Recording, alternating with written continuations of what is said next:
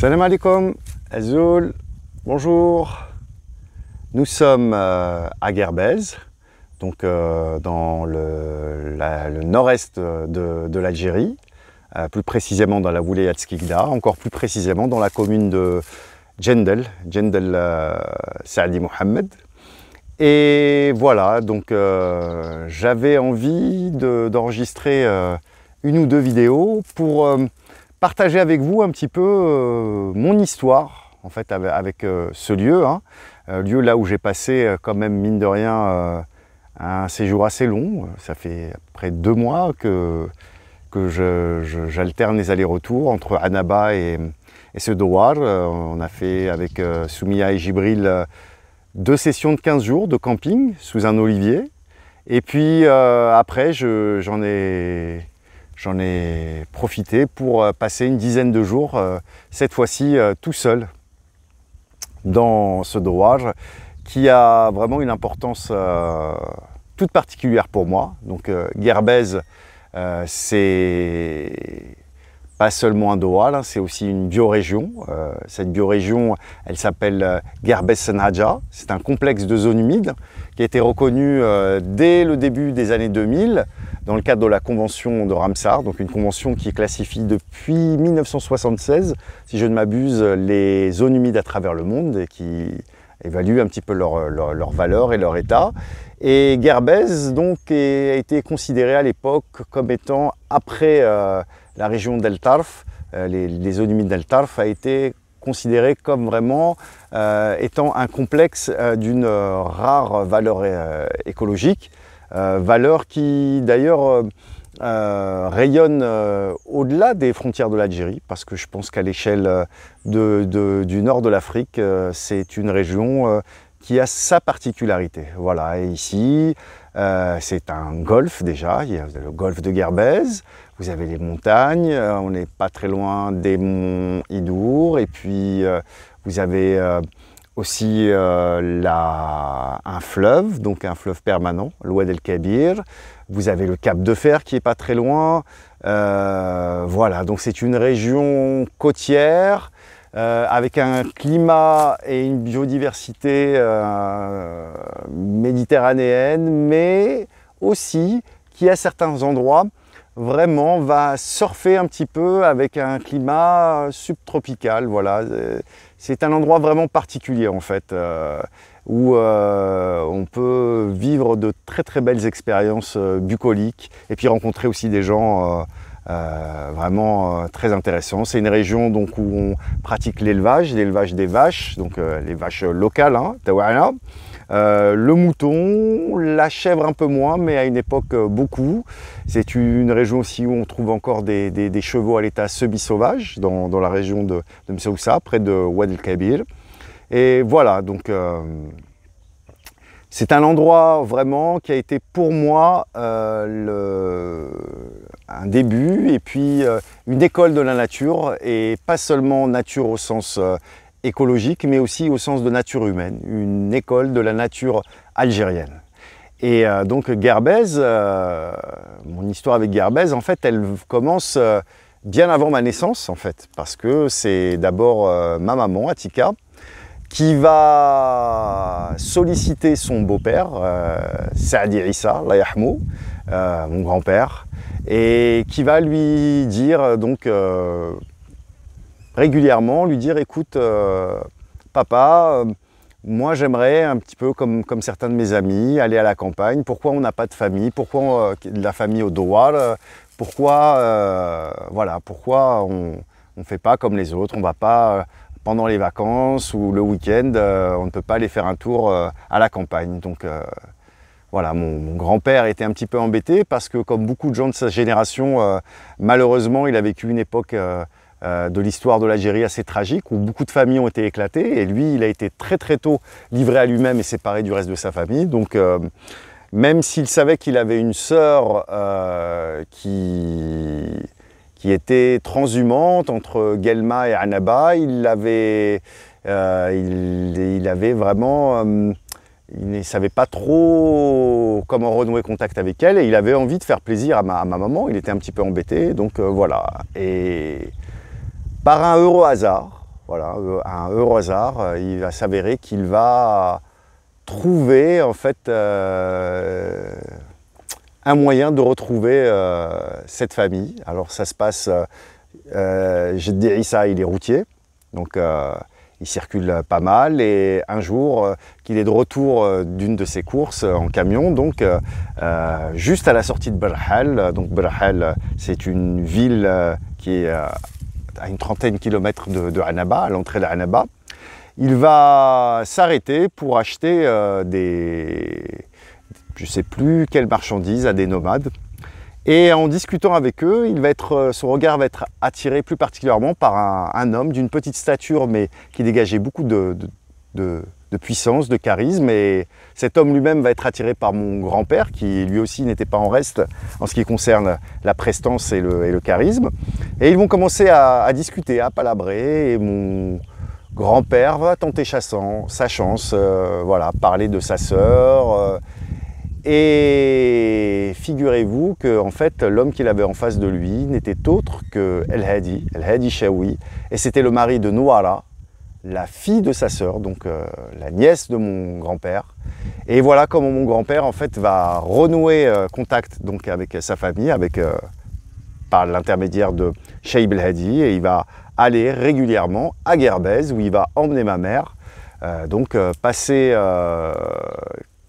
des bons moments avec ses demi-frères et sœurs. Et voilà, maman elle va y passer, je pense, quelques étés, quelques week-ends. Après, elle va partir en France, hein. Très très jeune, elle va aller s'installer en France. Et puis voilà, Guerbès, ça va être un petit peu une histoire passée, parce que maman, elle est surtout citadine en fait. La nature, elle trouve ça sympa, mais elle est plutôt attirée par la ville. Voilà. Et mon grand-père va garder des contacts avec Guerbès, mais il ne va pas y aller très très souvent. Moi, à l'âge de 6 ans, je découvre l'Algérie, et je vous avoue que mes premiers contacts avec l'Algérie, donc ça se passe à Annaba, dans un quartier qu'on appelait à l'époque Jbentlihoud, parce qu'il y avait un cimetière juif à proximité, qui s'appelle au final la cité du ruisseau d'or, Ouadhab. Et je vais y passer des vacances, somme toute, pas très fructueuses et intéressantes pour moi. Je me bagarre beaucoup. Voilà, le petit migré, je sais pas, peut-être qu'on pense que je suis né dans le canton, il y a un peu de hogra, je me laisse pas faire. Et puis, comme c'est un quartier chaud, ben, les chamailleries et les disputes d'enfants finissent en bagarre et en grosses disputes entre adultes. Et ça met un petit peu mon grand-père dans l'embarras, et ça va durer comme ça pendant 2-3 étés, vers mes 9 ans. Là, il va y avoir une grosse bagarre qui va être provoquée à cause de moi. Et mon grand-père, voilà, il en peut plus, les voisins aussi n'en peuvent plus de ma présence. Et il faut qu'il trouve un moyen pour se débarrasser de moi, sans que ma mère, en fait, se vexe ou pense qu'il veut se débarrasser de, somme toute, ce petit garçon qui n'est pas totalement son petit-fils. Donc, il ne voulait pas que maman ressente, en fait, qu'il fasse de la différence. Et donc, Issa, un jour, il cherche, hein, il essaye de trouver une solution. Et puis un jour, il me voit sur un des murets de Stah. J'avais posé un sac de patates, un sac de jute, comme si c'était une selle. Et j'étais monté à cheval comme ça, et je faisais comme si j'étais sur un cheval. Et là, bam, tilt. Ça va être la révélation pour Issa, qui va tout de suite se souvenir que sa nièce Nouara, à Guerbès, eh bien, a un cheval, et il est persuadé à partir de là qu'il savait que j'aimais la nature, que j'allais adorer cet endroit, et que bien entendu, j'allais, à partir du moment où j'allais le découvrir, je n'allais plus jamais avoir envie de rester à Jbentlihoud. Et c'est ce qui s'est passé. Donc le lendemain, prétextant qu'il a une course à faire, il ne me dit pas trop où on va. On prend sa 403, hein, sa légendaire 403, frais de briques et de broc.